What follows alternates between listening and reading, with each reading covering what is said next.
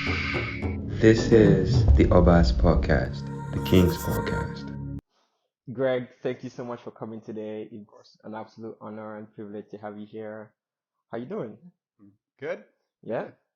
Good. Um, just while we were trying to set up today, so you did walk here, Yeah. yeah, and I've had to a couple times go from here to the gym, Yeah.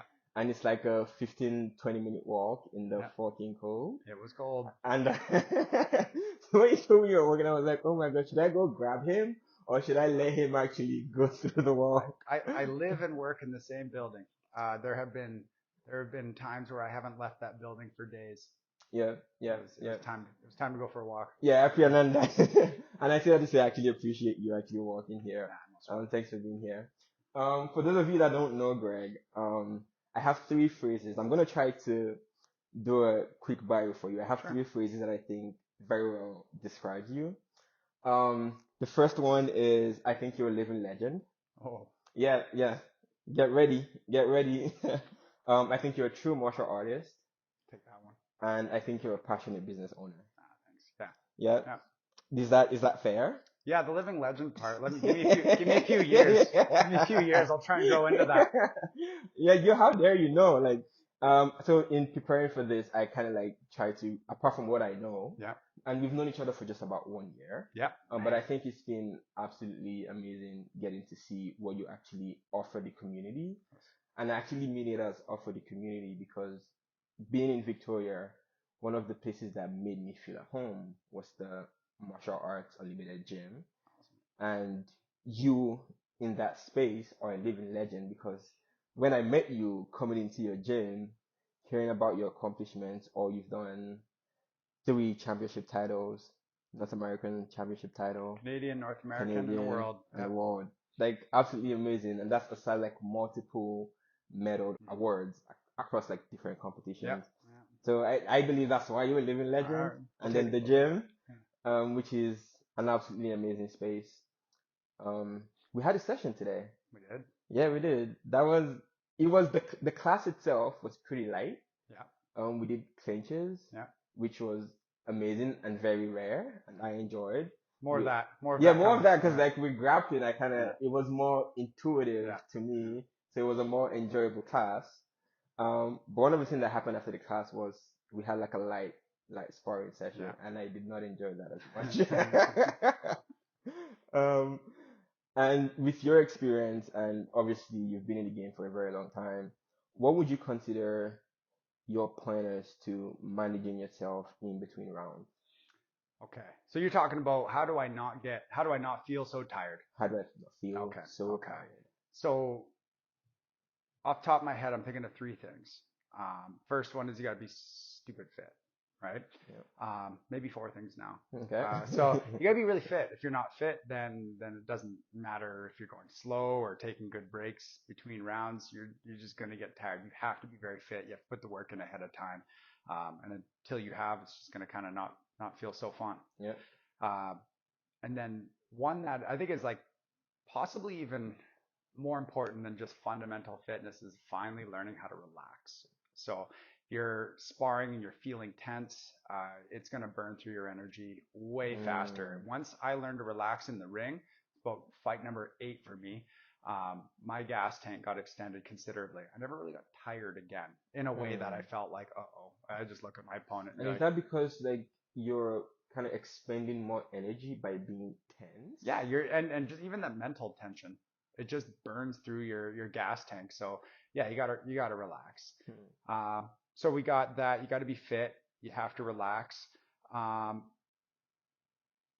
those two things are kind of the main two. I had some other point. It's gone. Yeah, We'll okay. find it. We'll find it. Yeah, gone. And how about like so this I went through when I first started sparring. So I've Yeah. had the opportunity to spar a couple more times. Yeah. But one thing I remember clearly when I first started sparring kickboxing is I always felt flustered. Mm-hmm. Yeah. Like it's like once we went live and I start receiving shots, I feel very overwhelmed, even if my sparring partner is not even doing too much. Yeah. Yeah. And in that way, maybe that speaks to not being relaxed because Yep. right away Yeah. I'm just like Yeah. Yeah. Yeah. So, I mean, I don't know if you've caught on to this, but I think we all naturally can do offense in kickboxing. Yeah. Defense is tough. Yeah. The tension that comes with that, the fear of getting hit. Once you sort of normalize that, and you're like, okay, getting touched isn't going to like absolutely crush me. You can kind of relax a little bit. But in boxing, they say it's a game of hit and don't get hit. And I just like to flip that and say it's a game of don't get hit and hit. I put the priority on don't get hit. So we spend a lot of time trying to get people to have a good fundamental defensive structure. And once you have that, all of a sudden offense works better. Because if you're going to go hit somebody, but you're scared of what's coming back, you just can't express your offense. So once you learn to tighten up your guard, then again, that helps with relaxation. You start to, your vision opens up, not in that tunnel vision. You can kind of actually see what you mean to do. That actually reminds me of something. When you say being tunnel vision, another thing that I struggled with when we first started was, where do I look when I'm sparring? Yeah. Collarbone. Collarbone? I used to say look at their chest, and then I looked over and there was a guy partnered up with a girl. Pretty much the same thing, but I say look at the collarbone. Okay. Yeah. And the collarbone is like collarbone with like a peripheral view. Yeah, if you see the collarbone, like the shoulders tell all the secrets. And for whatever reason, our peripheral vision works better down than up. It kind of makes sense if you think about, how we evolved. So, and I'm a nerd about the science. So I take all this little weird stuff that I pick up and how does that apply to kickboxing? Well, if I'm staring at your feet, I won't see punches. But if I'm staring at your collarbone, I can still see kicks. And the shoulders are telling the secrets of what's coming next. So when you see the collarbone, you're seeing all that. Same principle. An old basketball coach, and guys are waving their arms around. It's just look at their belly button, right? That's good for basketball. So we just bring that up to the collarbone because we're gonna get punched. And you just kind of soft gaze at it, unless you're playing tricks on your opponent. You look at their leg. Okay, just in case you want to go high, look down, go high. You got it. Okay.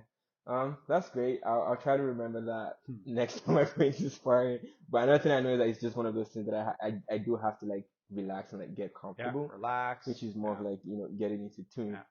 Which brings me to something interesting. So every time I've been sparring, I've always been geared up. Yep. Right? And then I think, how am I going to react if you take everything away and go live? How much of a difference is that? It's such a funny thing. So my first fight, I think the thing I was the most afraid of was what's it going to be like to go shin to shin. I was like getting hit in the head. Yeah, I'm good at that. Right? Yeah. That's tough to the body, but kicking the leg. But man, shin to shin sounds awful. But once you're in there, the adrenaline takes over. So clearly you have to do some conditioning. You have to condition your body to be able to handle the beating it's going to take. And even the fights I've won with ease, you always walk away with kind of mangled feet and shins. You not necessarily like injuries, but it hurts for a few days. For me personally, during the fight, I have never felt pain at all in a fight. During the fight, really? One time. One fight. Not no, and it wasn't the first one. Nope. I was just so jacked up on that one. Went shin to shin. I heard the crack like someone hit two baseball bats together, and my first thought was, kind of liked that. Oh, wow. Yeah. Now I'd conditioned my shins. I didn't really even know what I had done to them by just kicking this crazy hard. So would you attribute that more to the conditioning or the adrenaline? Both? 100%. Yeah. Because if I go shin to shin in the gym, it doesn't feel great. It feels better for me than unconditioned people. I like often, I can get away with a light one without it hurting at all. But yeah, in the gym where there's not the intensity of like the crowd and the adrenaline pumping, it hurts me too. Yep. But not as much as an unconditioned shin. Yeah. Okay. Yeah. We'll cross that bridge when we get there. We're gonna be wearing gear for a while, Boma. You're good. Yeah. So I'll just like flip that a little bit. So one thing that's very interesting that's happening pretty soon is that we're gonna have a live event in Victoria. So I'm happy that at least before I even think about being in that position, I get to experience it. And you might not know this, but like this is my very first time watching a live fight. Oh man, I'm so excited for you. Like I'm like it, man. It's so intense. I'm so excited. Yeah. And I'm looking forward to it. So tell us a little bit about it. So this is happening in Victoria. Yeah, in Victoria, it'll be at Mount Doug High. We tried to get Mount Doug High School. Yeah, we tried to get every other venue, and then we were like, oh man, we got to go to a school. weaseled my way into Mount Doug with some charming words about how we'll take care of the school. And then we saw the venue. It's amazing. It's beautiful. 608 bleacher seats. We're going to have like 140 chairs around the ring. It's going to be not a bad seat in the house. And it's the first kickboxing event in Victoria since 2019. Wow, that's before we've had some boxing. Yeah, that's right. We've had some boxing cards, but we haven't seen kickboxing for that long. Oh wow! Like I'm absolutely looking forward to this, and this is happening December 22nd. December 2nd. Oh, December 2nd. December 2nd in Victoria. What time is it? So the doors will open at 6, and it never happens at any card I've ever been to. So hopefully I'm the guy who does it. Okay. The fights start at 7. Oh, so you don't think it's gonna really start at 7? Oh, I really hope it does. But I think I'm organized enough to pull it off. But whenever I've gone to an event and they say fights start at 7, I go, okay, fights start at 7:20 to 7:30. It's never really 7. Yeah. Okay. I'm actually really looking forward to this. I'm gonna come with a couple of my friends. Yeah. And to you guys out there, if you are in Victoria, I highly recommend. It's gonna be so exciting. Yeah. One question about this. So are we gonna continue to see this? Yeah. Is this something, because like we have a huge, I would say, martial arts community in Victoria, like across different, it's like there are judo gyms, there are jiu-jitsu gyms, there are kickboxing gyms, there are boxing gyms. So is this something that we can hope to see? And what different martial arts discipline are going to be on this card? So, okay, this one it's an interesting thing, is we were talking about this Wacko thing. Yeah. And this might be a good bridge to that because it ties in. So this event is sanctioned under this organizing body called Wacko. W-A-K-O. I want to call it Wacko or Wacko. Anything but Wacko. Wacko. It's Wacko. So, I mean, as briefly as I could explain this, we have these events with full contact fighting, with striking, have to be sanctioned by the Athletic Commission, the BC Athletic Commission. They are a regulatory body to make sure people aren't getting into stupid situations. There's regulations in terms of must have ringside physician, must have EMTs, must have properly trained refs and judges. And so they basically, you pay the Athletic Commission to sanction an event, and they kind of come run it for you. You deal with your fighter. So that's one way, and that's the way it's been done. But the BC Athletic Commission does the pro stuff as well. They're the guys who deal with when the UFC came to Vancouver. And there's just it's more of like a pro feel. Now, nothing wrong with that. And the commission came to BC in 2013. I had already fought a number of times before the commission, and it was the wild west. I was lucky to have some good situations where people took care of me. Once the commission came in, it got a lot safer. You couldn't do all these crazy matchups. They were keeping their eye on promoters. So this one, though, is different because we're going through Wacko. And so there's this whole concept of this thing called a PSO, a provincial sport organization. Those operate under the umbrella of an NSO, a national sport organization. So when you look at a sport like basketball, hockey, boxing, wrestling, they operate under this PSO, NSO model. These are the sports you see getting into the Olympics.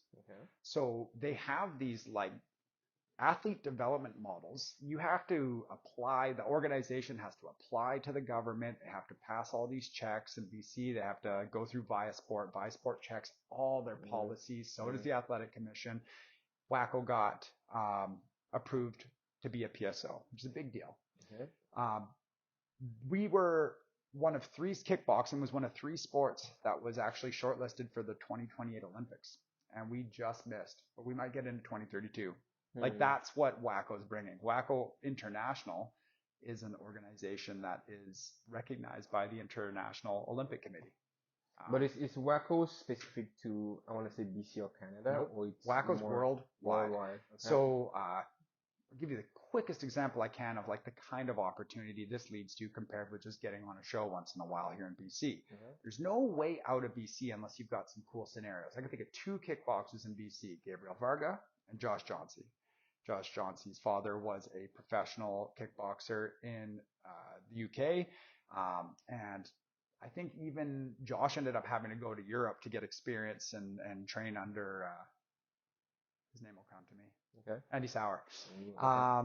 Gabe, his dad helped him by like organizing these cards and having the ISKA come and sanction them pre-commission. And he built himself up to the world title position, and then he just made phone calls and just begged his way onto some big promotions until he beat someone, right? So we got 4 athletes that are part of Wacko Canada. They go to the Wacko Nationals, and they win. That qualified them to go to the Pan Ams. They go to Brazil, and these 4 particular athletes, they won the Pan Ams. That qualified them to go to something called the World Combat Games, which is overseen by the International Olympic Committee. That was a full expenses paid trip to Riyadh, Saudi Arabia. So these guys got their track suits, they got flown out, they got treated like superstars. You aren't getting that with the standard model. So there's actually somewhere to go with this. And I mean, fingers crossed it works out the way I hope it does. But yeah. So you're saying this to say there's going to be more?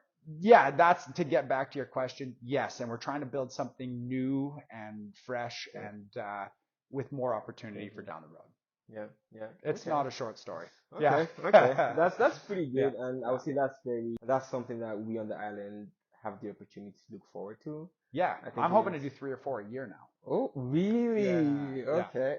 That's pretty good. I'm hoping we can like begin to get like the kind of environment that like the big organizations like UFC, how like they have like multiple. I mean, 3 or 4 a month is better than like the nothing we've had the past 2 years, the past 2 3 years. One important question: Are we going to be able to gamble on the fights? I mean, not if I don't know about it. Yeah, that's right. You go ahead. Okay.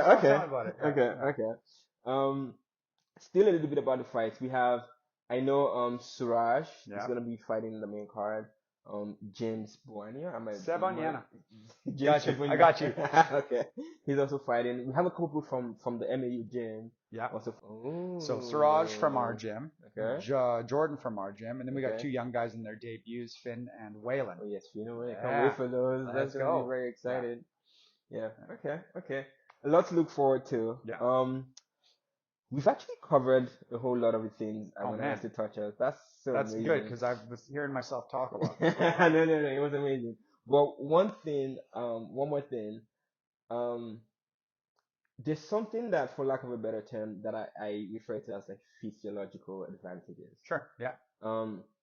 And one of the things I recognized early on once I started kickboxing were certain simple positions that I just could not do. Yeah. And a good example was one we did in class today, which is the deep squat. Yeah. And I could probably do a deep squat right now, but you guys will laugh at me.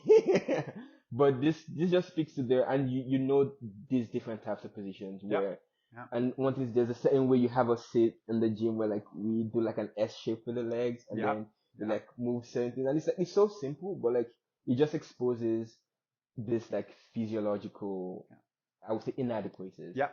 So my question to you is, how important is working on these, and how does that translate to effective technique in fighting?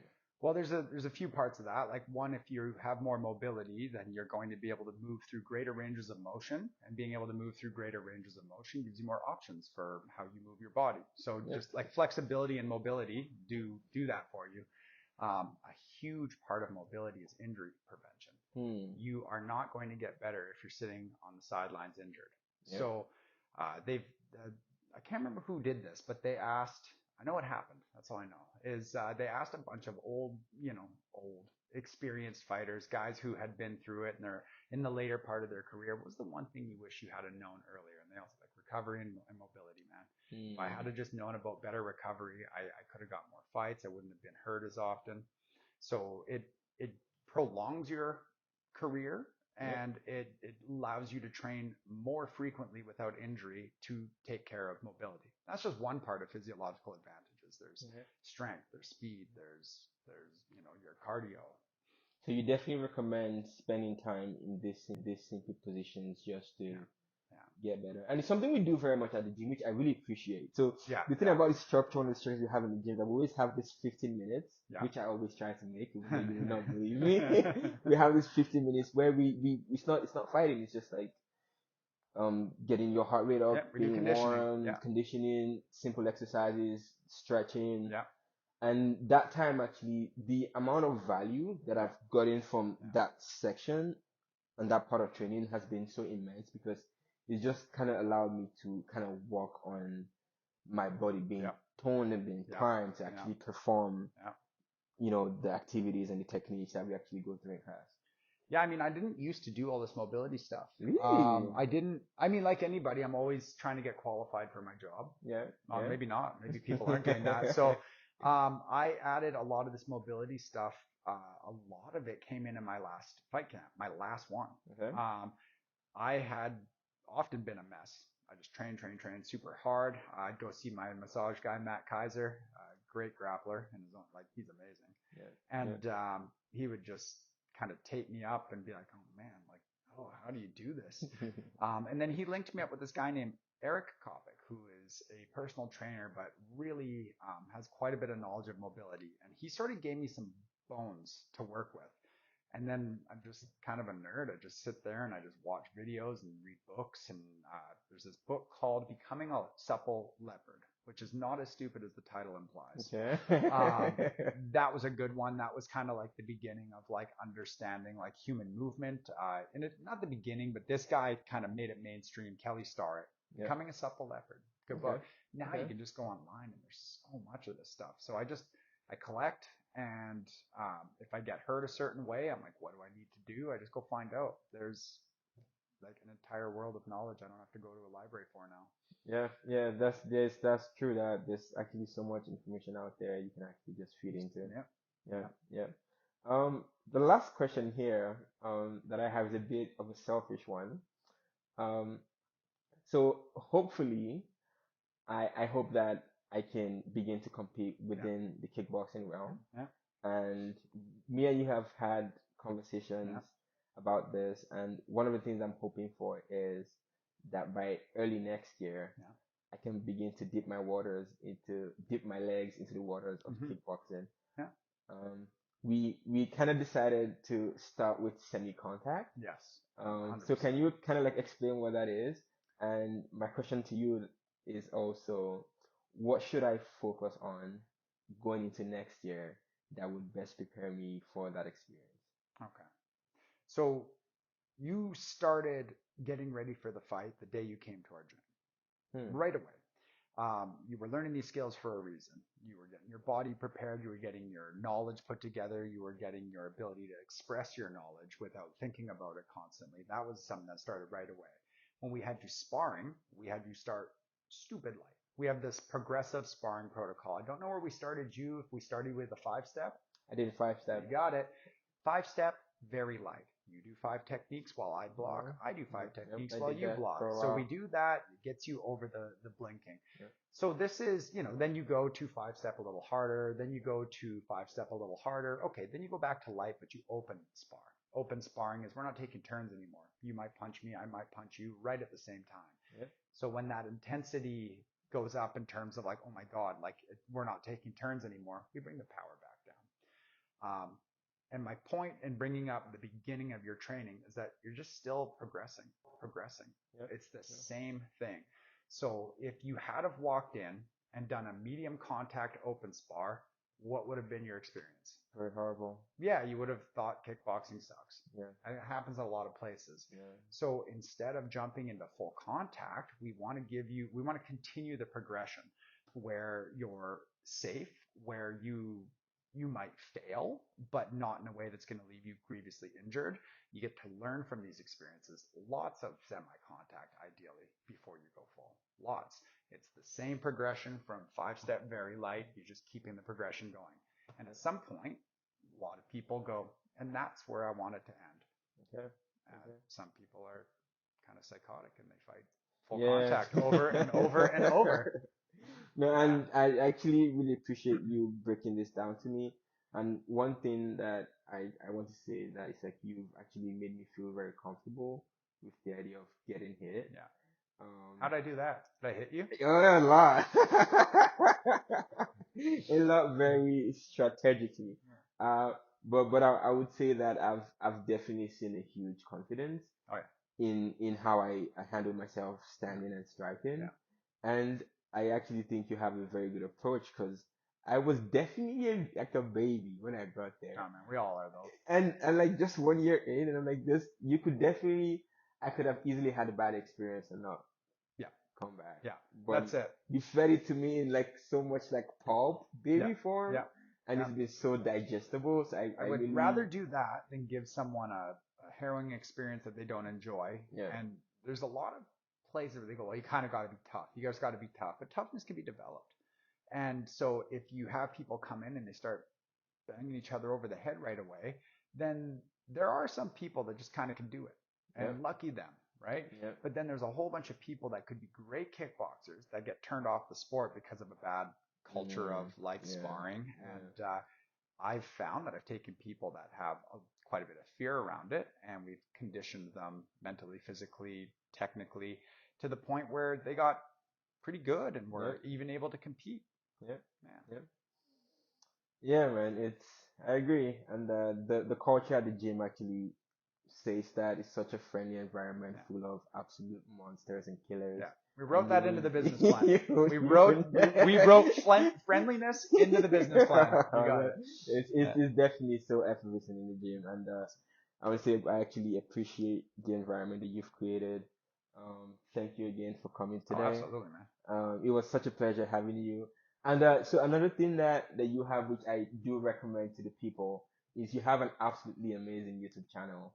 Yeah, we're just Um, building that up. yeah, Yeah. and you have like different videos which like show different techniques in Hmm. different forms in very, visually appealing ways, and like stressing the specific Yeah. techniques you're trying to Yeah. highlight. So I really encourage people to go to your channel and watch the videos. Yeah. And where can the people find you? And oh, where to get tickets to for December 2nd? Yeah. If you want to get tickets, you can call Martial Arts Unlimited. You can just call the gym, 250-590-1977. Okay.